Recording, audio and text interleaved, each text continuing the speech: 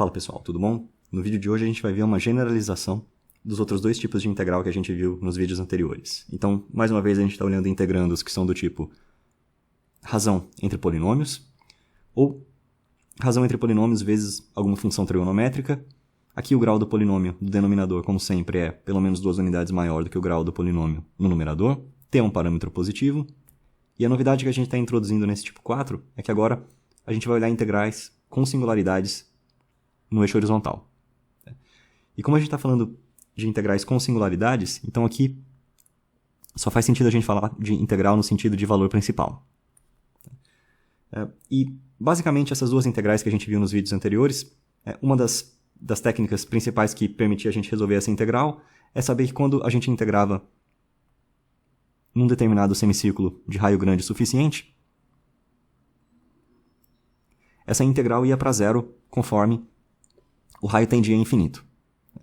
E essas condições que a gente colocou, por exemplo, aqui no grau do polinômio, elas servem justamente para garantir que essa integral ela vá para zero. De maneira geral, a gente tem um lema que pode consolidar esse resultado, que é o lema de Jordan. Vai ser um resultado auxiliar que a gente vai aplicar hoje. Então o lema de Jordan ele diz o seguinte: suponha que eu tenha uma função f de z contínua,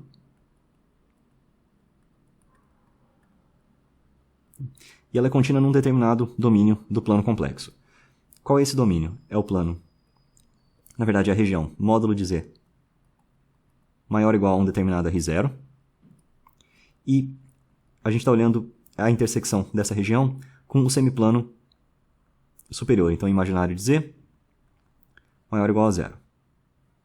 Ou seja, nessa situação, se a gente comparar com o semicírculo que a gente fez aqui, desenhando os eixos agora, essa região que a gente está olhando seria uma região desse tipo aqui. Eu tenho um R0 menor do que o R, só a parte do semiplano positivo, e a gente está dizendo que a função é contínua nessa região toda aqui.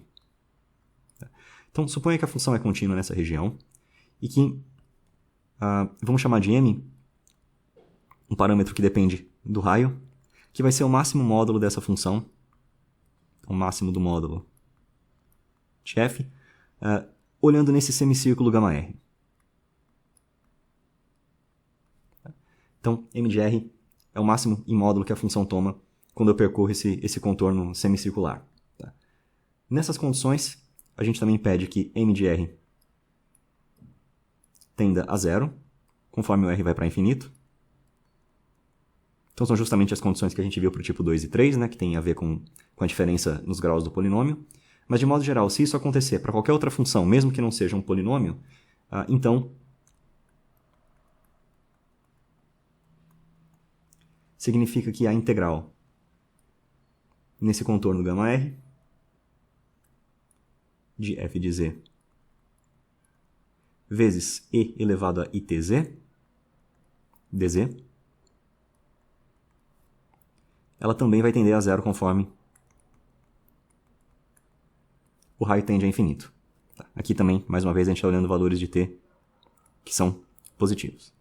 Então, desde que eu garanta aqui essa parte me dê uma função contínua nesse espaço que tenha essa condição de que, conforme o raio tende para infinito, o máximo módulo vai para zero, então a integral disso multiplicado por um polinômio trigonométrico, e elevado a itz, também vai para zero. Então, esse é o primeiro resultado que generaliza tudo que a gente viu nos tipos 2 e 3. Mas a gente ainda vai precisar de mais um resultado para calcular essas integrais do tipo 4. Um outro resultado auxiliar que a gente vai precisar é um segundo lema, que é o lema do semi-resíduo. O lema do semi-resíduo, ele diz o seguinte. Então, vamos supor que eu tenho uma função f agora holomorfa, ou seja, complexa diferenciável numa determinada vizinhança. Então, holomorfa na seguinte região. Agora eu estou olhando como se fosse um disco perfurado com centro no ponto A e raio pelo menos epsilon. Então, se ela é holomorfa nessa região, com um polo simples no ponto A Então, lembrando que o polo simples é o polo de primeira ordem, né? Que são aqueles que geram resíduo para a gente. Então, com polo simples em Z igual a A. E agora, em vez da gente fazer a integral normal do resíduo, então, só para a gente pegar alguma intuição visual aqui. Então, imagina que eu tenho um ponto A no plano complexo. Né? E se a gente estivesse falando do resíduo, o resíduo está associado com aquela integral que a gente faz num pequeno círculo de raio epsilon em torno do ponto A. Mas, na verdade, o que a gente vai fazer aqui agora é, em vez de fazer a integral numa circunferência em torno desse ponto, a gente vai olhar, na verdade, a integral tomada numa semicircunferência. Então, por isso, semi-resíduo. Tá? Então, imagina que eu tenho um determinado ângulo θ0 aqui, não importa qual seja. Então, eu estou partindo de um ângulo inicial e eu estou fazendo a integral nesse contorno aqui, o contorno gama epsilon, que é agora um semicírculo que está centrado em A e tem raio epsilon. Tá? Então, o que diz o lema do semi-resíduo? Ele diz que nessas situações, se a função satisfaz essas condições, holomorfa com polo simples em A, então, se a gente tomar essa integral, na verdade o limite, né, quando o raio tende a zero, dessa integral em torno de gama epsilon, de f de z dz, isso aqui vai dar π vezes i, vezes o resíduo no ponto z igual a A da minha função. Tá? Então, muito parecido com o cálculo de resíduo. Né? Se a gente estivesse falando do resíduo original, a gente teria um fator 2 aqui. Então, como a gente está integrando numa semicircunferência, curiosamente vale a proporcionalidade aqui. Então, eu obtenho um resultado que é metade do resultado total, integrando na metade do caminho. Tá? Esse vai ser o segundo resultado importante, e é a partir dele que a gente vai conseguir desenhar o contorno que a gente precisa para tomar o valor principal das integrais. Agora vamos ver como é que a gente efetivamente resolve essas integrais. Então, lembrando que a novidade que a gente está introduzindo nesse tipo 4 é que a gente tem singularidades no eixo horizontal. Então, vamos chamar essas singularidades aqui de A1, A2, etc, etc, etc, até AM. A ideia aqui, então, é primeiro, como a gente sempre fez nos casos anteriores, escolher um raio que seja grande o suficiente para englobar todas essas singularidades, então de menos R até R. Uma primeira parte a gente vai tomar um contorno na semicircunferência de raio R, que passa aqui no plano superior, então o nosso gama R, exatamente igual a gente viu nos casos anteriores. A gente tem, agora, em torno de cada uma dessas singularidades, a gente vai introduzir uma pequena semicircunferência,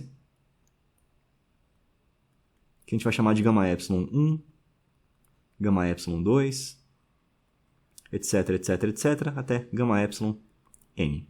E para completar, a gente vai unir agora os pontos no eixo horizontal. Então, de menos r até A1 menos epsilon e por aí vai. Então, a gente vai unindo todos os pontos. E essa região inteira aqui, a gente está chamando de dr epsilon. Tá? E a ideia, muito parecida com o que a gente fez nos vídeos anteriores, é tomar a integral no contorno dessa região e tentar usar o teorema dos resíduos. Tá? Então, só para a gente não perder de vista o nosso objetivo, a integral que a gente quer calcular é uma integral de menos infinito até mais infinito. Eu vou já usar a variável complexa aqui, f de z, um abusinho de notação. Lembrando que isso aqui é o limite quando o r tende a infinito da integral de menos r até r, de f de z. E a ideia agora é quebrar essa integral em pequenas subintegrais que a gente sabe calcular usando ou as técnicas anteriores ou esses lemas que a gente viu no vídeo de hoje. Tá? Então, essa integral de menos r até r, a gente vai quebrar da seguinte maneira. Então, primeiro eu vou reunir aqui todas as integrais que envolvem caminhos que passam pelo eixo horizontal. Então, o primeiro deles vai ser de menos r até A1 menos epsilon. Depois eu vou ter um outro pedaço horizontal de A1 mais epsilon até A2 menos epsilon. E por aí vai. Até um último termo que vai ser a integral de AN mais epsilon até R. Tudo isso da integral de f. Tá? Então, essas integrais todas aqui, a ideia é que quando a gente tomar o limite, quando o epsilon vai para zero, essa integral vai convergir então para a integral em valor principal de menos r até r. Então, essa integral converge para esse valor quando a gente tem o epsilon tendendo a zero. Então, basicamente, esse é o algoritmo de solução. As outras integrais a gente vai justificar os valores usando ou o lema de Jordan, ou o lema dos semirresíduos, ou o próprio teorema dos resíduos, mas fica mais fácil da gente ilustrar tudo isso com um exemplo prático. Vamos olhar agora, então, um exemplo prático de como calcular essa integral. Então, eu tenho a integral dessa função aqui, seno de tx dividido por x ao cubo mais x ao quadrado mais x, então a gente está satisfazendo todas as condições, né? O grau do polinômio do denominador é 3, grau do polinômio do numerador é 0, vezes uma determinada função trigonométrica. Né? Então, como aqui eu estou falando de seno de tx, na prática, se eu quiser converter isso aqui para uma função no plano complexo, o que a gente está olhando é a parte imaginária da integral em valor principal, de menos infinito até mais infinito, de e elevado a itz, t sendo o parâmetro, né, z a variável de integração, dividido por z ao cubo mais z ao quadrado mais e dz. Então, essa é a nossa integral que a gente vai chamar de i para referências futuras. Então, a primeira coisa que a gente precisa fazer é entender onde que estão os polos desse integrando. Então, a gente precisa pegar z ao cubo mais z ao quadrado mais e descobrir para quais valores isso aqui vai para zero. Então, primeiro eu posso fatorar z aqui, né? Eu vou ficar com z que multiplica z ao quadrado mais z mais 1. Isso aqui vai ser igual a zero em três condições. Né? Então, ou eu tenho z igual a zero, e vamos chamar esse ponto aqui de z0. Tá? Então, ponto z igual a zero. Ou pode acontecer de eu ter uma raiz desse polinômio de segundo grau aqui. Então, vamos ver quais são as raízes. Né? Que, pela fórmula de Bhaskara mesmo, pode ser que z seja igual a menos meio mais i raiz de 3 sobre 2. Ou pode ser que z seja igual a menos meio menos i raiz de 3 sobre 2. Então, esse elemento aqui a gente vai chamar de z1 e esse aqui de z2. E vamos tentar entender as posições desses pontos aqui no nosso plano complexo para a gente definir qual região e qual contorno a gente vai ter que usar para integrar. Tá? Então, o primeiro polo, z0, ele aparece aqui. O segundo polo, z1, ele aparece nessa posição. Então, menos meio mais i raiz de 3, ele vai estar para cá. Esse é o z1, esse é o z0. E o z2 vai aparecer simetricamente aqui, só que no plano, no semiplano inferior. Então, ele não precisa fazer parte do nosso contorno. Como o módulo de z1 é igual a 1, a gente sabe que qualquer raio maior do que 1 já vai englobar todos os polos que a gente precisa. Então, se eu escolher um determinado raio aqui maior do que 1, e aí não importa qual ele seja, então vamos colocar aqui r e menos r. E o contorno que a gente vai usar é justamente esse. Então, para ligar menos r a r, eu tenho uma única singularidade no ponto zero. Então, a gente cria a nossa semicircunferência gama epsilon. Depois eu vou até r, e depois eu retorno um semicírculo que passa no plano superior, que é meu semicírculo gama R grande. E essa região interna aqui é que a gente está chamando de D R epsilon. Tá. E agora, se a gente analisar, então, a região em torno, a integral em torno dessa região, para que a gente possa aplicar o teorema dos resíduos, a gente vai ter a seguinte situação. Então, a integral no bordo de dr epsilon, eu posso decompor da seguinte maneira. Eu vou ter a integral de menos r até menos epsilon. Então, estou olhando esse primeiro trecho aqui. Vou colocar com uma outra cor para ficar mais claro. Depois, eu vou ter a integral entre epsilon e r.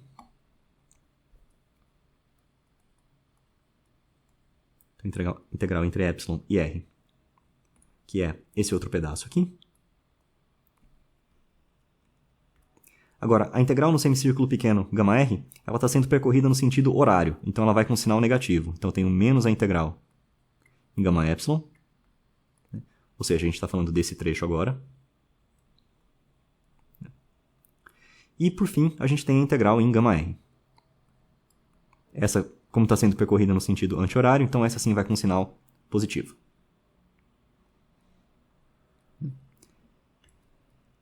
Então, como a gente viu na tela anterior, esses dois primeiros aqui vão convergir para a nossa integral desejada, né? Ou pelo menos para...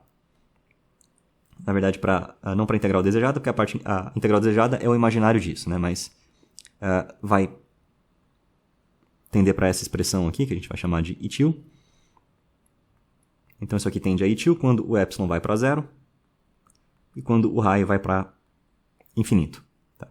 E os outros termos a gente espera poder calcular usando alguns dos resultados. Então, na prática, a integral em γ vai ser calculada usando o teorema dos semirresíduos, em γr pelo lema de Jordan, e essa integral no bordo usando o teorema dos resíduos convencional.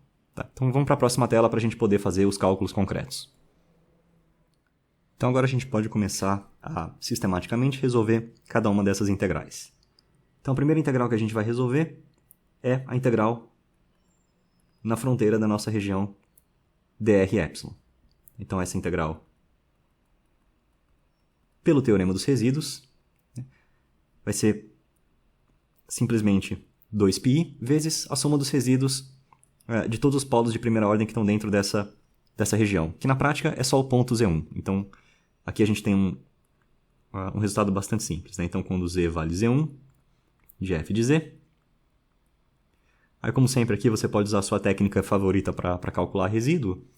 Nesse caso, não tem muito segredo, porque como é um polo de primeira ordem, então a gente vai ficar com e elevado a itz1 dividido por Z1, que multiplica Z1 menos Z2. Tá? Então, lembrando que a gente tem um valor já para Z1, isso aqui vai dar para a gente 2πi e elevado a itz1, então vai ser e elevado a it. Menos meio mais i raiz de 3 sobre 2. E no denominador, a gente vai ter então o próprio Z1. Então, menos meio mais i raiz de 3 sobre 2, vezes Z1 menos Z2, então vai ficar só o dobro da parte imaginária, que seria então i raiz de 3 sobre 2. E a gente consegue talvez simplificar um pouco esse resultado aqui, né?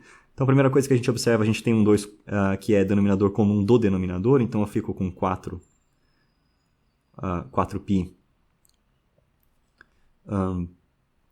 Agora eu tenho um i que é comum no numerador e no denominador, então ele vai embora. Então eu fico com 4π. Como é que a gente pode facilitar um pouco a nossa vida? Vamos colocar um sinal de menos aqui em evidência, e no denominador eu já vou escrever como meio menos i raiz de 3 sobre 2. Aliás, perdão, menos. O 2 a gente já considerou. Então, 1 menos i raiz de 3. E aqui, a nossa parte complexa vai ficar da seguinte maneira, a exponencial complexa. Eu vou ter e elevado a. Qual vai ser a parte real disso? A parte real disso vai ser menos t raiz de 3 sobre 2. Eu digo a parte real do expoente, e a parte complexa do expoente vai ficar, então, e elevado a menos i sobre 2. Então, isso vai dar para a gente, pela identidade de Euler, cosseno de t sobre 2, menos i vezes o seno de t sobre 2.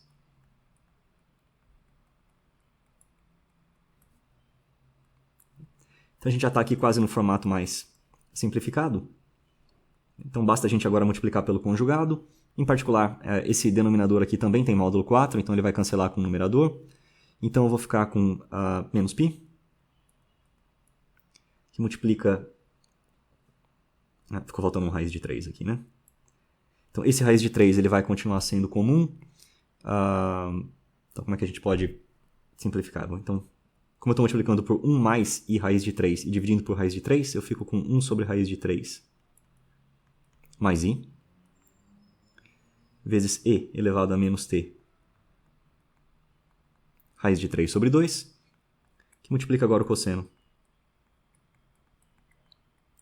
de t sobre 2, menos i vezes o seno de t sobre 2.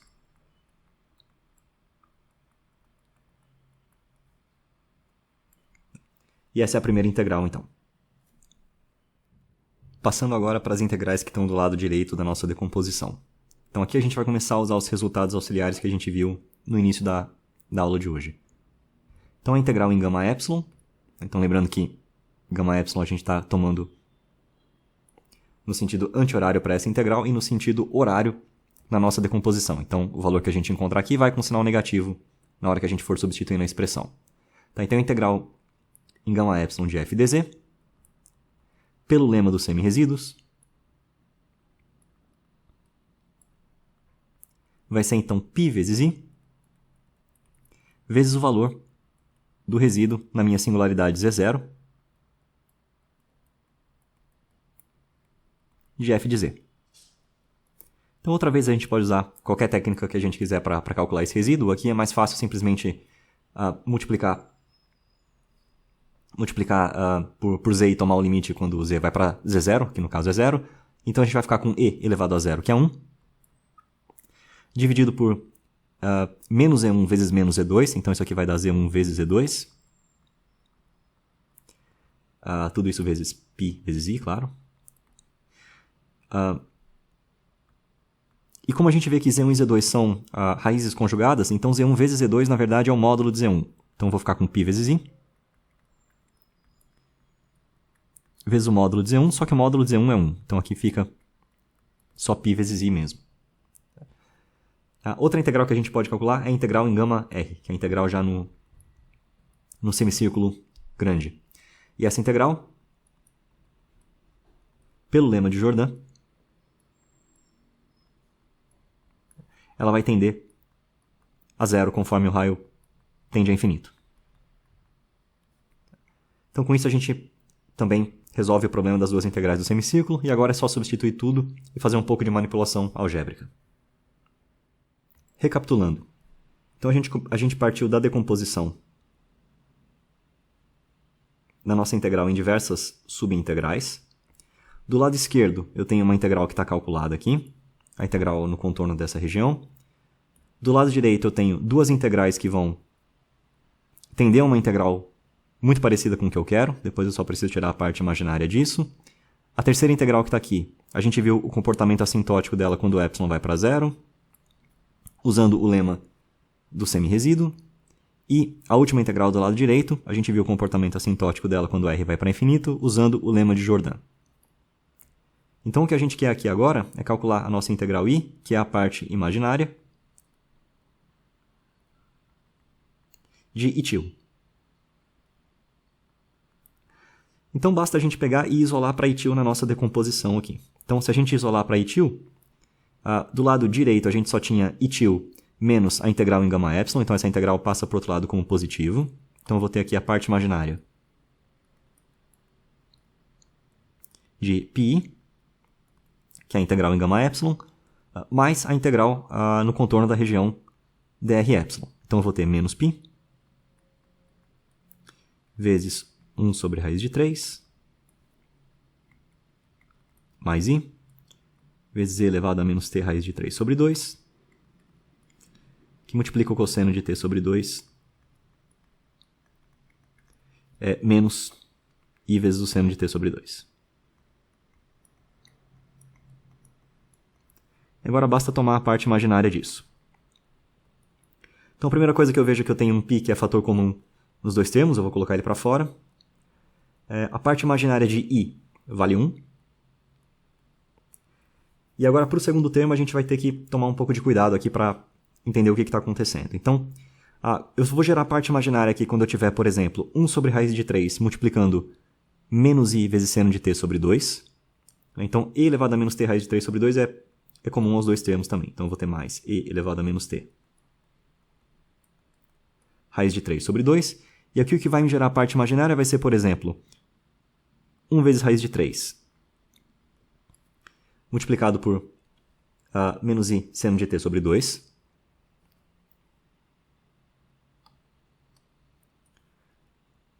ou então, quando eu tiver i multiplicado por cosseno de t sobre 2. Então, lembrando que a gente ainda tem um sinal de menos aqui para ser considerado, a gente vai ficar com...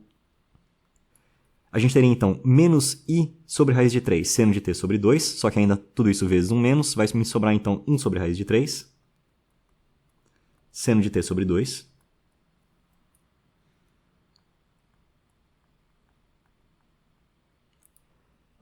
e na hora que eu for fazer para o cosseno, eu vou ter i vezes cosseno de t sobre 2, multiplicado ainda por esse sinal de menos, então menos cosseno de t sobre 2. E essa aqui, então, é a resposta final do nosso exercício, e é a parte imaginária que a gente acabou de determinar.